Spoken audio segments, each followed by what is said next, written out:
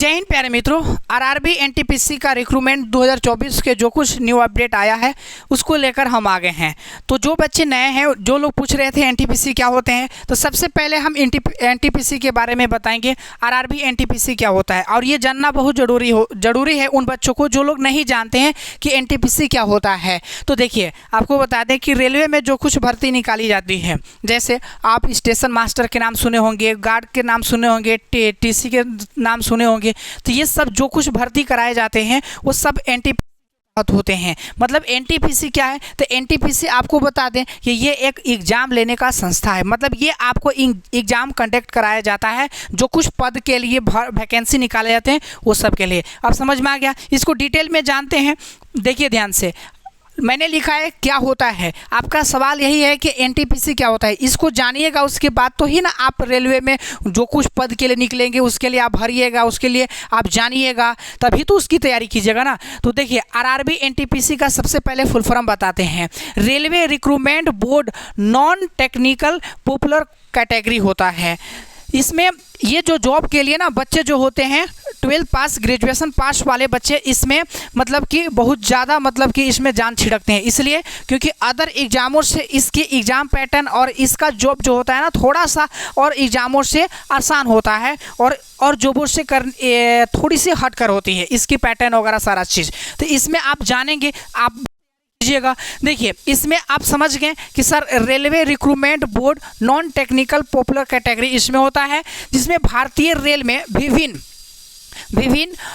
पदों के लिए, विभिन्न तकनीकों पदों के लिए होने वाली एक प्रमुख भर्ती प्रक्रिया है। यानी ये क्या कराता है एनटीपीसी, ये आपके भर्ती प्रक्रिया कराता है। ये जो कुछ मतलब कि एग्ज़ाम वगैरह कंडक्ट कराना है ये सब एनटीपीसी लेता है। इस परीक्षा के माध्यम से रेलवे विभाग गैर तकनीकी पदों के लिए सबसे बड़ी प्रक्रिया को ये सिस्टम मतलब कि व्यवस्था करता है, यानी व्यवस्थित करता है। ये सारा चीज़ इसके अंडर में होता है सिस्टम व्यवस्था को लेकर। यह विभिन्न स्तरों, विभिन्न लेवल के लिए, मैंने एक लेवल नहीं बताया, लेवल पर आयोजित की जाती है और इनमें विभिन्न पदों के लिए, अलग अलग पोस्ट के लिए इसमें क्वालिफाइड कैंडिडेट का चयन किया जाता है। अब समझ में आ गया। कोई अगर पूछे एनटीपीसी क्या है, बता देना कि एनटीपीसी जो है ये एग्ज़ाम कंडक्ट करवाती है रेलवे में अलग अलग लेवल के अलग अलग पोस्ट के लिए। समझ में आ गया। अब जैसे इसमें आपको बता दें, जैसे गुड गार्ड्स के नाम सुने होंगे, गुड मैनेजर के नाम सुने होंगे, स्टेशन मास्टर के नाम सुने होंगे, टिकट कलेक्टर के नाम सुने होंगे, लाइट एंड डीबी के नाम सुने होंगे, ये आप लोग अलग अलग क्लर्क के नाम सुने होंगे। ये सारा चीज़ जो कंडक्ट कराता है वो एनटीपीसी करवाता है। आया समझ में। इसके तहत आपने इसमें सिलेक्शन होइएगा। जिसे आपको मान लेते हैं, सबने जानते हैं कि एससीसी क्या है, तो एससीसी आपका सिलेक्शन स्टाफ कमीशन, वो आपका कंडक्ट कराता है एग्ज़ाम। उसमें आप जैसे सीआरपीएफ बनिएगा, सीआईएसएफ बनिएगा, बीएसएफ बनिएगा, उसके अंतर्गत आता है ना। मतलब हम पोस्ट के लिए भरे हुए हैं तो भाई साहब आपका नहीं बल्कि आपका एससीसी के थ्रू, जीडी के थ्रू आप भरे हैं तो एससीसी ने आपका एग्जाम कंडक्ट कराएगा। अब समझ में आ गया। जैसे मेरे को आईएएस बनना है, आईपीएस बनना है, तो हमको आईएएस बनने के लिए आईएएस परीक्षा नहीं ले लेगी, आईएएस के लिए यूपीएससी देना पड़ेगा। यूपीएससी एक क्या है, संस्था है, यूपीएससी वो कंडक्ट कराता है आईएएस आईपीएस बनने के लिए। अब समझ में आ गया। उसी प्रकार से एनटीपीसी जो है ना, ये एनटीपीसी आपको कंडक्ट कराता है, जो कुछ यहाँ पे जिस पोस्ट निकलता है उसका एग्जाम वगैरह कंडक्ट कराता है। क्लियर हो गया। अब हम बात करते हैं कि 2024 में जो कुछ नोटिफिकेशन आया है और 2024 में अब अगस्त में आने वाली जो वैकेंसी है इस पर बात करते हैं। क्योंकि अगर आपका क्वालिफिकेशन 12 पास है या फिर आप ग्रेजुएशन पास हैं तो आप एनटीपीसी में एनटीपीसी की तैयारी कर सकते हैं, रेलवे में जॉब कर सकते हैं, ले सकते हैं, अगर आपका जानकारी हो तो।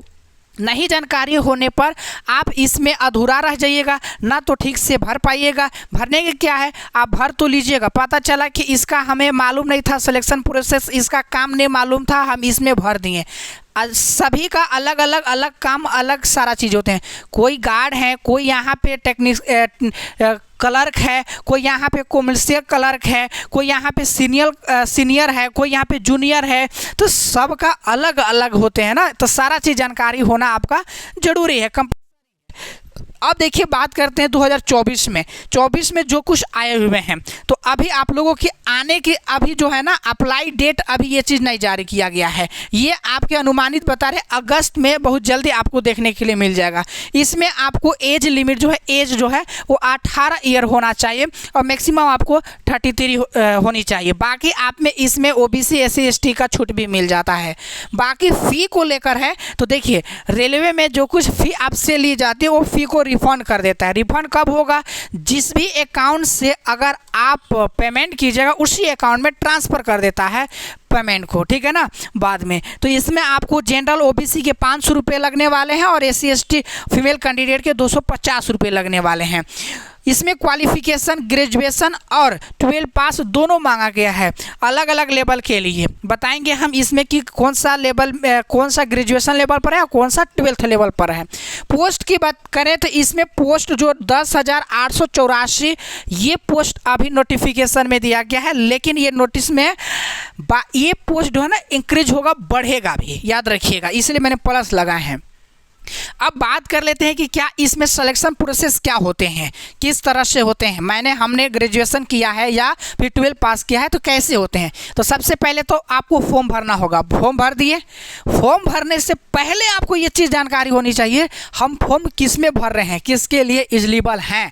मतलब हम स्टेशन मास्टर के लिए हैं या के लिए हैं या हम अकाउंट कॉमर्शियल कलर के लिए हैं या फिर हम जूनियर कलर के लिए हैं, मतलब किसके लिए हम एलिजिबल, ये आपको जानना जरूरी है बच्चों। तो देखिए आपको बता देते हैं कि अगर आपने 12 पास किए हैं तो 12 पास में आप अकाउंट कॉमर्शियल कलर में भर सकते हैं, कॉमर्शियल कम टिकट क्लर्क में भर सकते हैं, जूनियर कलर कम टाइपिस्ट में हैं, फिर वहीं पे ट्रेंस क्लर्क में हैं। ये आप 12 पास हैं तब।